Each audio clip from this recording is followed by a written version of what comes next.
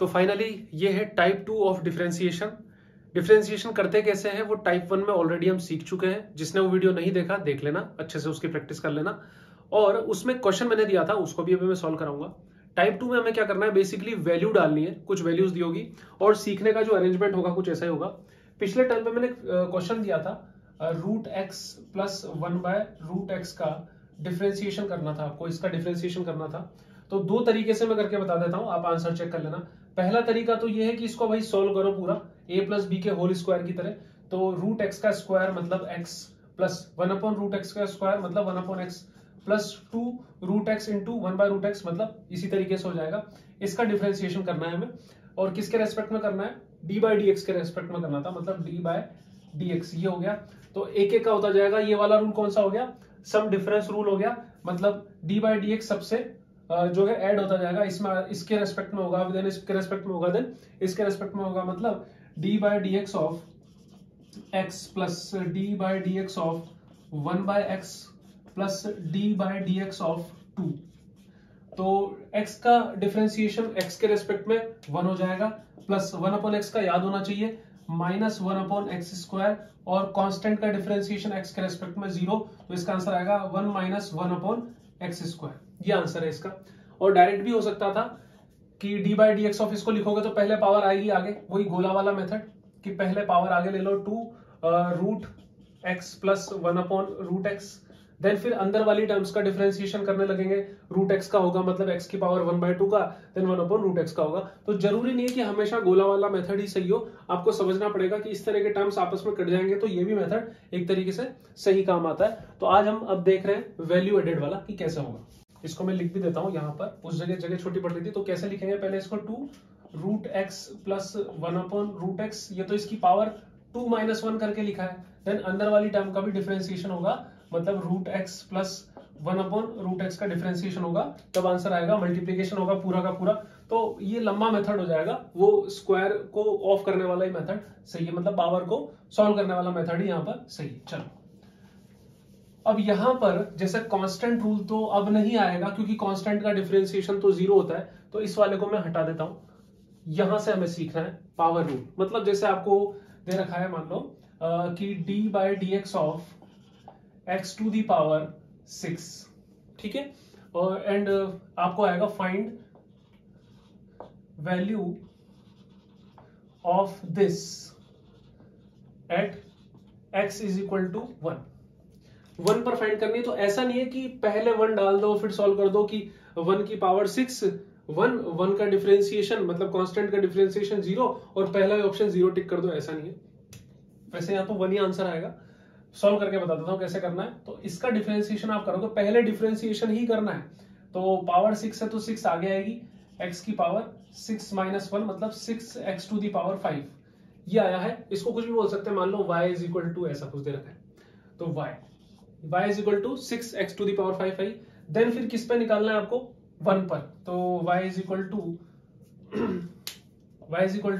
6, 1 की पावर 5 तो कितना आ गया 6। तो किसी की पावर मतलब 1 की पावर कुछ भी 1 ही आएगा, देन मल्टीप्लाई में क्या है 6, तो आंसर क्या आ जाएगा आपका 6 आ जाएगा। और कुछ ऐसा क्वेश्चन दे रखा होता, मान लो d/dy दे रखा है नेक्स्ट क्वेश्चन, और ये है कुछ ये इस तरीके से, ये समझते हो आप। ये छोटा सा 7 लिखा हुआ, देखो दो तरीके से लिखते हैं। एक होता है 3√2, मान लो एक तो ये है 3√x इस तरीके से, और एक ये कुछ ऐसा होता है। इसका मतलब होता है कि ये जो 3 है √x से मल्टीप्लाई है, और इसका मतलब होता है कि ये जो 3 है ये x की पावर 1/3 में जाएगा। एक होता है √x इस तरीके से, मतलब x की पावर 1/2। तो इसको कंफ्यूज मत हो जाना कि रूट तो अपनी जगह है ही और ये 3 ऊपर जाएगा, मतलब ये इसको ऐसा लिख सकता हूं क्या मैं, इसको हमने देखा x की पावर रूट तो x की पावर 1/2, फिर हमने देखा कि रूट के ऊपर 3 है मतलब 1/2 तो बनेगा ही बनेगा, 3 और एडिशनल है 3 और पावर में जाएगा। ये गलत है। अगर ऐसा लिखा होता जैसे यहां लिखा है y की पावर 1/7 बनाएगा ये, ना कि y की पावर 7/2 बनाएगा, इस तरीके से बनाएगा ये। और उसका डिफरेंशिएशन करना है हमें, जो पावर में लगा होता है, जो बाहर जो जस्ट छोटा सा चिपका होता है। यहां तो फिर भी आपको कम समझ में आ रहा है, जब प्रिंटेड आएगा तो और अच्छे से समझ में आएगा। छोटा सा लिखा होता है और मल्टीप्लाई वाला बड़ा लिखा होता है। कंफ्यूज मत हो जाना, आपको लगे कि हमें कैसे पता पड़ेगा कि मल्टीप्लाई हो रहा है या पावर के फॉर्म में काम आएगा। तो पावर वाला छोटा सा लिखा होता है, मल्टीप्लाई वाला बड़ा लिखा होता है। तो यहाँ पर इसलिए मैंने छोटा सा 7 लिखा, ये ऊपर पावर चली जाएगी और ये पावर आ जाएगी 1/7 y और 1/7 -1, इस तरीके से सोल्व होगा। देन 1/7 और y की पावर 1/7 -1, यहां सोल्व कर देता हूं। 1/7 -1 एलसीएम आएगा 7, 1 - 7 तो कितना हो गया -6/7, तो यहां आ जाएगा -6/7, मतलब 1/7 और नीचे ही आएगा 1/6/7। अगर लिखना चाहो तो माइनस वाली पावर प्लस की होगी, वरना ये भी सफिशिएंट है। और मान लो यहाँ पर भी पूछा होता है एट y = 1, तो आप 1 डाल दोगे, वैल्यू 1/7 और y की वैल्यू 1, 6/7, किसी की भी मतलब 1 की पावर कुछ भी हो 1 ही होता है, 1/7 आंसर आ जाएगा। चलो मान लो आपको दे रखा है y एक फंक्शन है टाइम का जो है t³ + t² + 2। आपको फाइंड करनी है value y' and y" at t = 3 second. इस तरीके से कुछ फाइंड करनी है। यही सारे कवर हो जाएंगे इसमें। पावर रूल तो हो गया, कांस्टेंट मल्टीप्लाई भी ठीक है, सम डिफरेंस वाले पे आ गए हम। डायरेक्टली जनरली इस तरह के क्वेश्चन आते हैं। तो y' का मतलब होता है फर्स्ट डेरिवेटिव और y" का मतलब होता है सेकंड डेरिवेटिव। डेरिवेटिव मतलब डिफरेंशिएट करना, तो फर्स्ट डेरिवेटिव मतलब एक बार डिफरेंशिएशन करना और सेकंड डेरिवेटिव मतलब 2 बार डिफरेंशिएशन करना। मतलब मैं इसको लिख सकता हूं, अगर ये yt है तो dy/dt जो है वो yt है, इस तरीके से y' सॉरी dy/dt एक बार डिफरेंशिएशन कर रहे हैं y का डिफरेंशिएशन एक बार कर रहे हैं तो y' आ रहा है, y का डिफरेंशिएशन 2 बार करेंगे तो y" आएगा। तो 2 बार डिफरेंशिएशन मतलब यहां तक पहुंचने के लिए यहां तो आना ही पड़ेगा, डायरेक्टली नहीं कर सकते, तो पहले वही निकाल लेते हैं।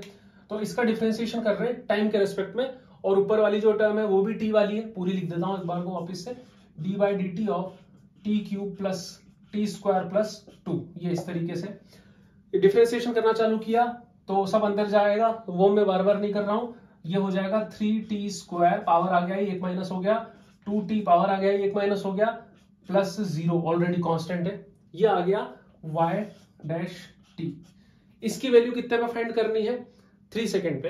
तो टाइम की जगह क्या डाल दिया, 3 डाल दिया, t को सेटिस्फाई कर रहे हैं, मतलब 3 × 3² + 2 × 3, तो कितना हो गया, 3 3 जा 9, 9 3 जा 27 + 6 कितना हो गया, 27 + 3 30, 33 आंसर आ गया। और ये किस में होगा, मान लो मीटर में दे रखा है तो डिस्प्लेसमेंट है तो ये मीटर में आंसर आ गया। सही है क्या? ये अभी समझ में नहीं आएगा, मैंने यहाँ मीटर लिखा, मीटर लिख दोगे। ये मैं आपको मोशन चैप्टर में अच्छे से कराऊंगा, इसमें कुछ चेंजेस को ऐसा छोड़ता हूँ, यूनिट नहीं लगाता एक बार को, वरना कंफ्यूजन चलेगा, छोड़ते हैं। t = 3 ही लिखता हूँ यहाँ पर भी, छोड़ते हैं, ज्यादा डीप में मत जाओ अभी सिर्फ डिफरेंशिएशन सीखो, वैल्यू डालना, फिर वो मोशन में सिखाऊंगा आपको कि मीटर पर सेकंड आएगा या मीटर पर सेकंड स्क्वायर आएगा, क्या आएगा। उसके बाद देखें, बात करें y'' की, y'' मतलब फिर से डिफरेंशिएशन करना। फिर से डिफरेंशिएशन किसका, पहले वाले का। इसका डिफरेंशिएशन फिर से करोगे, कितनी बार करोगे, यही आता जाएगा। एक बार डिफरेंशिएशन करोगे तो यही आएगा। मैं लिखता हूं यहां पर एक बार, देखो कहां लिखूं, यही लिख देता हूं ऊपर। मतलब अगर yt का डिफरेंशिएशन करोगे, dy/dt करोगे तो y' आएगा, देन अगेन डिफरेंशिएशन करोगे dy/dt तो y'' आएगा। तो मैं कितनी बार डिफरेंशिएशन करूं फर्स्ट का, यही आता रहेगा, ऐसा है ना। तो हमें यहां पहुंचना है, तो डायरेक्ट नहीं पहुंच सकते, आपको पहले यहां पहुंचना है, फिर यहां पहुंचना है। यहां कैसे पहुंचना है, इसका डिफरेंशिएशन करा, फिर इससे यहां कैसे पहुंचना है, इसका ही डिफरेंशिएशन करा, इसका। अब इसको भूल जाओ। तो हमें y'' चाहिए, तो अब हम y' का डिफरेंशिएशन करेंगे। तो हमने देखा y' कहां है, ये रहा। अब क्वेश्चन को भूल जाओ, अब इसका डिफरेंशिएशन करना है हमें। जब इसका डिफरेंशिएशन करेंगे तो पावर आगे आएगी, 3 ऑलरेडी है, 6t + 2, बस, क्योंकि इसकी पावर हो गई कम और ये तो 0 तो है ही। 6t + 2, और ये कितने में फाइंड करना है, अगेन t = 3 पे फाइंड करना है। तो y'3 = 6 × 3 + 2 20 आ गया आंसर। कुछ जा रहा होगा दिमाग में, और आगे देखते हैं, इसको मिटा रहा हूं।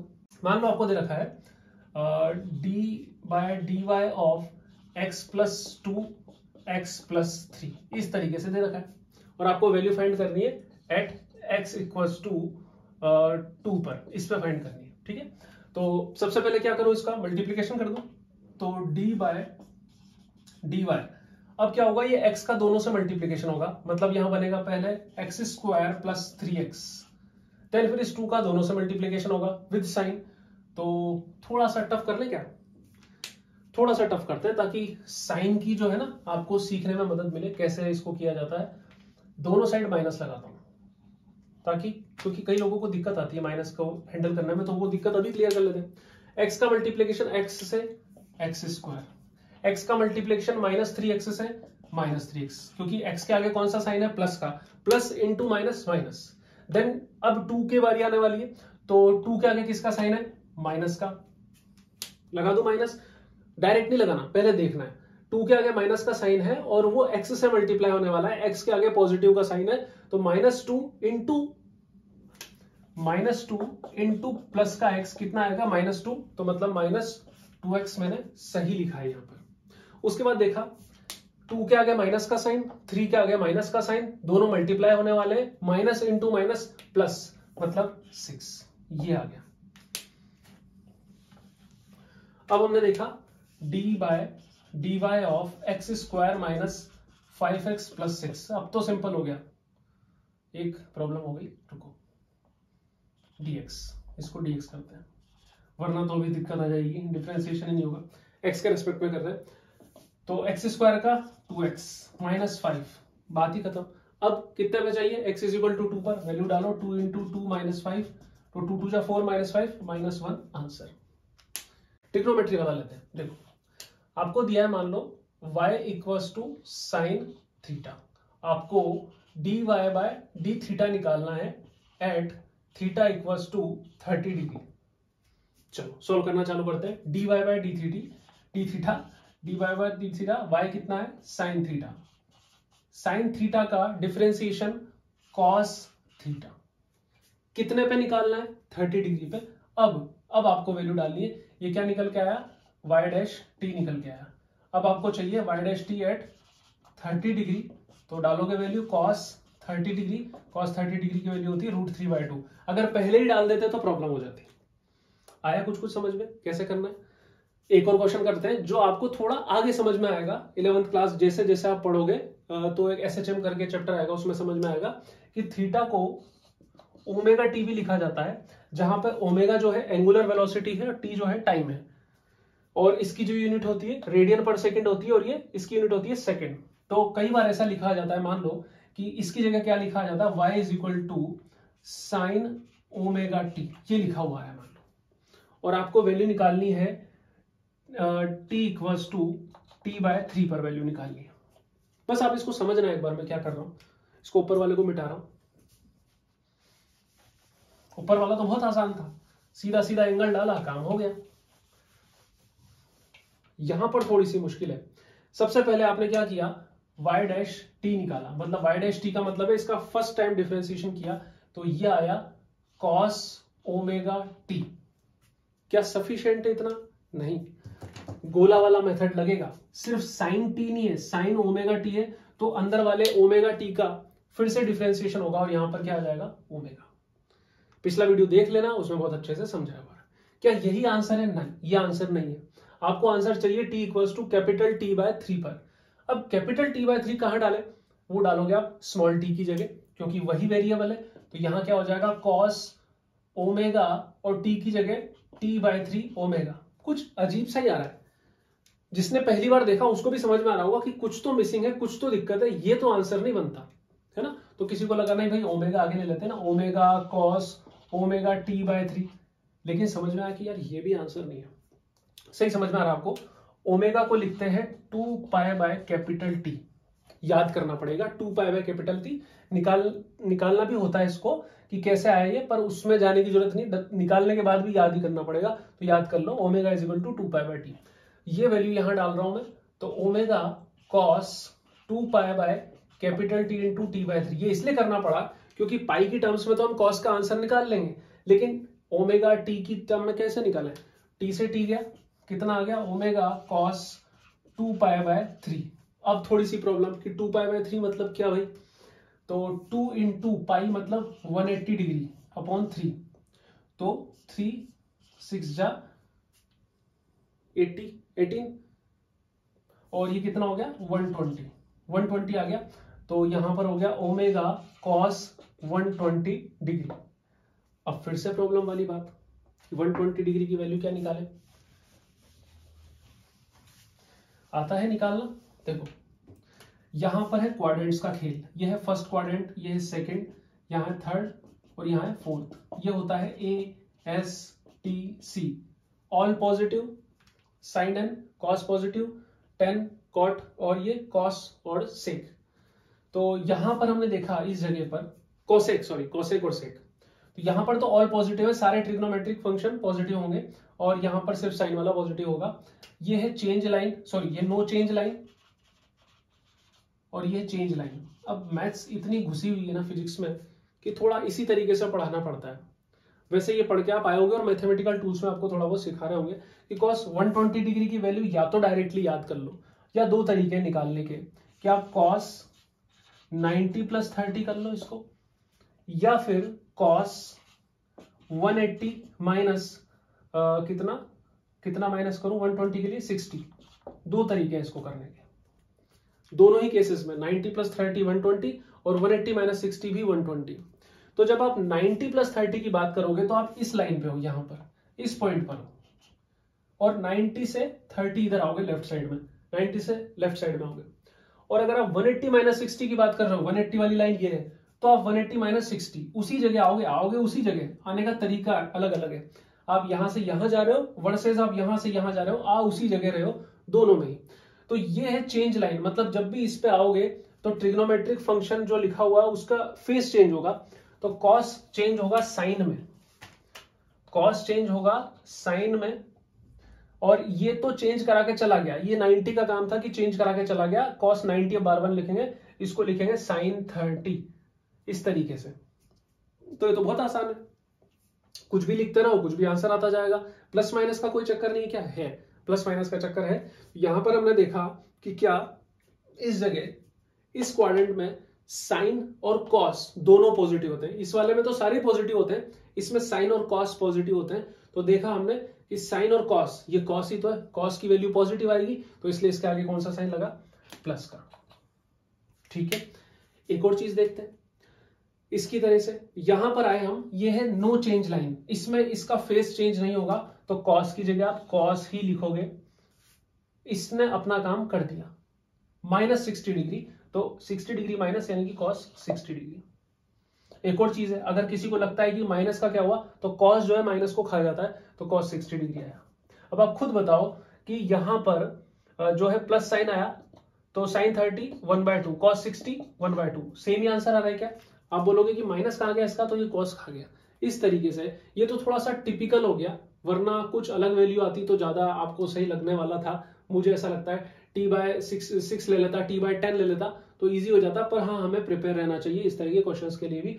तो मुझे लगता है कि समझ में कुछ कुछ आया होगा। ये change line no change line वाला थोड़ा सा दिमाग को इसने हिलाया होगा, लेकिन आप मैथ्स के लेक्चर देखना, आपको समझ में आएगा। तो आप रिलेट करो कि मैथ्स कितनी कनेक्टेड है फिजिक्स के साथ। तो ये इसमें कोताही मत बरतना, इसको बहुत अच्छे से सॉल्व करना। आपको मैथ्स की बुक में मिल जाएगा एक एक चीज के साथ, 90 वाला, 180 वाला, 270 वाला, 360 वाला, उनको अच्छे से सॉल्व करो। अगेन इसको देखो, ये 100% है, समझ में आएगा। तो मिलते हैं आपसे नेक्स्ट वीडियो में। Thank you.